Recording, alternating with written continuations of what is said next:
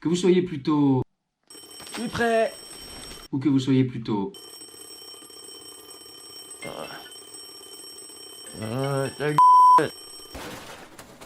Le 9 février, il va falloir se lever pour aller voter. J'ai donc choisi de vous causer de l'initiative sur le logement. De quoi est-ce qu'on parle du coup? La Confédération, en collaboration avec les cantons, devra veiller à ce que, dans l'ensemble du pays, au moins 10% des nouveaux logements soient construits par des maîtres d'ouvrage d'utilité publique. Boring. Non, justement, c'est ces maîtrises d'ouvrage qui sont super intéressantes. Pourquoi? Ces maîtrises d'ouvrage et ces logements d'utilité publique se déclinent principalement sous la forme de coopératives d'habitation. Qu'est-ce que c'est exactement? Définition.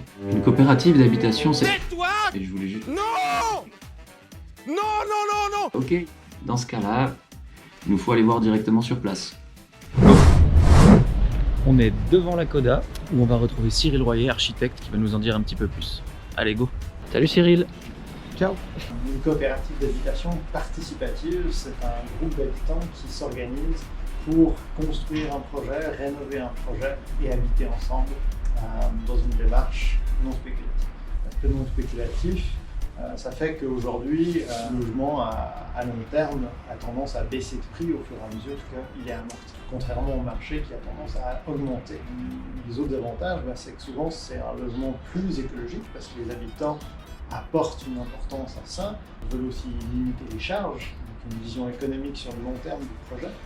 Et puis l'autre aspect essentiel, c'est l'aspect social, c'est un projet de vie ensemble à l'échelle d'un immeuble. Bienvenue dans le quartier des Vergers, à Meyrin, en périphérie genevoise. Ici, c'est pas moins d'une demi-douzaine de coopératives d'habitation qui se sont installées. C'est un quartier où il fait bon vivre, quoi.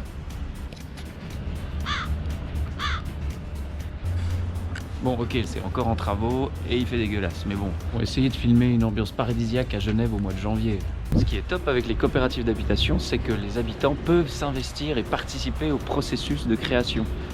Ils se réunissent et décident ensemble de ce qu'ils veulent faire de l'immeuble. Ils peuvent donc créer des salles communes, des salles de sport, des murs de grimpe, pourquoi pas. Bref, ils s'investissent ensemble, créent du lien et réalisent l'immeuble de leurs rêves. Pas mal, non ? Bon, c'est pas tout ça, mais je me les gèle, alors on se retrouve à la maison. Puisque les coopératives sont des structures à but non lucratif et qu'il n'y a donc pas d'investisseurs derrière qui se font de l'argent sur les loyers, ces derniers sont moins chers. On parle là de 15 à 20% de moins. Il y a même une étude qui parle d'une réduction de près de 50%.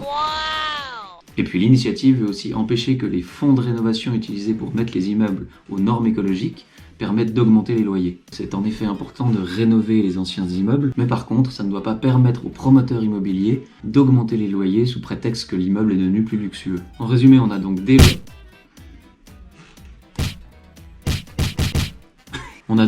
des loyers moins chers et stables, des projets innovants et participatifs, et une protection des locataires. Le 9 février, lève-toi et vote.